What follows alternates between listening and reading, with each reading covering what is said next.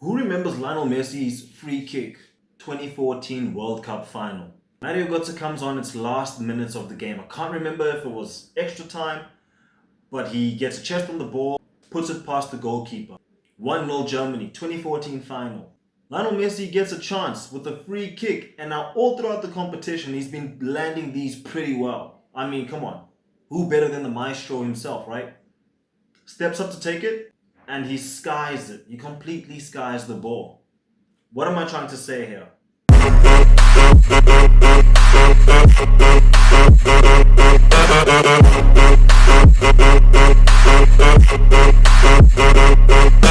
Hello everybody, welcome back to my YouTube channel. It's Football with Dathan. Thank you so much for subscribing. Please leave a comment. The interaction so far has been so great. It's been so cool. I've been getting a lot of love about this endeavor that I've started.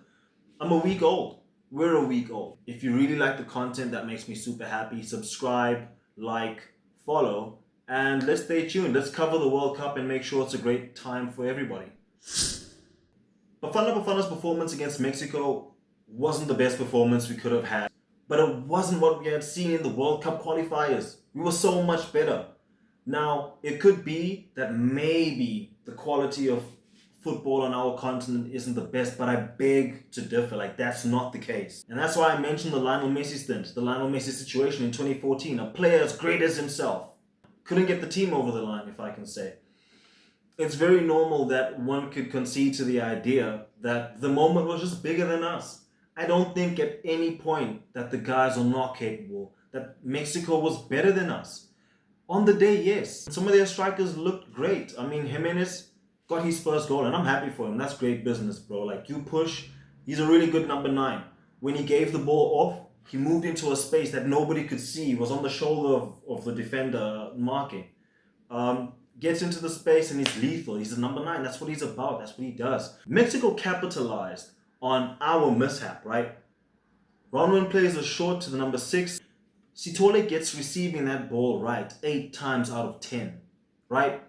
Checks his shoulder usually, but in this moment, with the distraction of the fans and getting booed on the ball, it's not easy, guys. Again, this is by no means a justification or an excuse.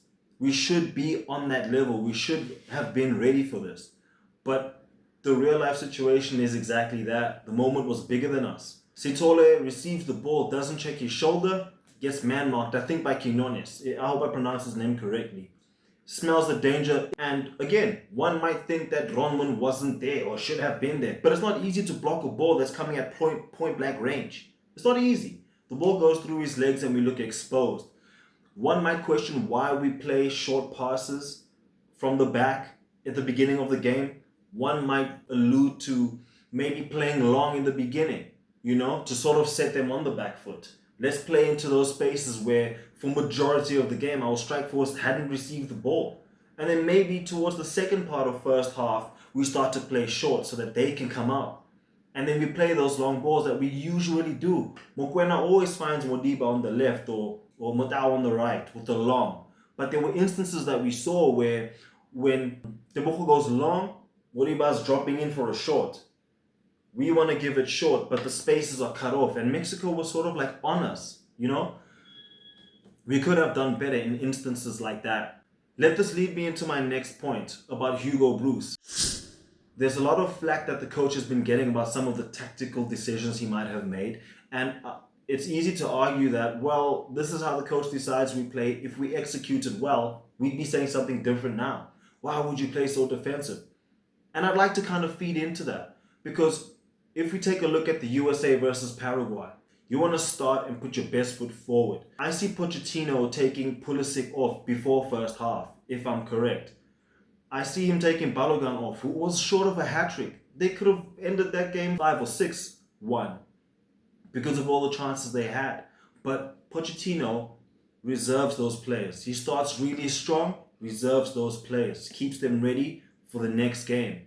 And maybe you give younger guys or B player guys a chance to get warm. And I think this is a great tactic to use. Bafana Bafana seemingly had our heavy artillery on the bench in the likes of Apollos, Rele Bogile. And you might wonder why they weren't starting, because you want to put your best foot forward. that is a shortfall that I see from my perspective looking at this game, where I think that we should have started strong. We should have been the USA in our group. If you take a look at Pep Guardiola at Manchester City, I think it's pretty obvious that this tactic for league football is an approach for league football. You start a team that's really strong to begin the season, to take you through the first 2 months, 3 months of the season. Come January, when some of them are worn out, your Bernardo Silvas, your John Stones, you kind of rest them. And then you go into your second half of the season and also the second half of the squad, dipping into the reserves, getting them to carry the squad over. And when it comes time for the Champions League finals or the latter stages of those competitions, you then start to reintroduce players who are back from injury. That's a league format, a league approach. It's not the same when it comes to tournament football. And I make this analogy again. You start with your best foot forward. You play your best players now. You get the best result now. And they have to carry you from the start. And then you maintain. To conclude on how I feel about the Bafana Bafana performance, let alone as a whole where I think we're at, I think Teko Modise said something so beautiful about how it is that we ought to receive the boys, with emphasis on Rele. Said something along the lines of, let's not do to Rele what we had most likely done to Teko. Listen properly. And holding them to such high regard and being ruthless about some of their performances, because at the end of the day, you will make mistakes. Everybody makes mistakes. It's about how we recover as a team, and it's about how we lean into our support structures. And we are a support structure for the boys. Let's be a support structure for Rele, who's still young, who's carrying the team in the midfield when he comes on. Let's not break him down. Let's not be overly critical. We understand what the narratives are about our boys, but they will stay just that if we don't breathe life into opportunity that they can be better, into overturning the current circumstances, which is, check, next week. We need to go into that game with confidence. They need to go into that game knowing, vele. You can't look into social media because they know how we are, but if they do, because those kids are young as well. Those kids go onto social media and they see what's going on. Let's be a support even there. It's very nice and easy to be a support for someone who's doing well. It's very easy to lift someone who's already on their own pedestal. But it's not easy when that person falls to be the one to lift them up. And that's what I think we need to do. We need to support our boys until the fat lady sings. Regarding the World Cup 2026, the scores so far are in. Everybody knows Mexico beat Bafana Bafana 2-0. Some of the highlights include the first goal scorer stealing Chabalala's dance moves, which I think was offside. But it's fine, I get it. It's cool. We danced on them. Now they're dancing on us. Korea beats Czech 2-1 in a comeback, which was really good for business for them. It proves they're brawn. They're really good. Czech as well, taking that loss, are still going to be a challenge for Bafana Bafana to come against. So let's watch out for their number 9, and let's try to hit transition play and get the ball to our number 9s and number 10s and attack line faster than what has been the case in what the first game was.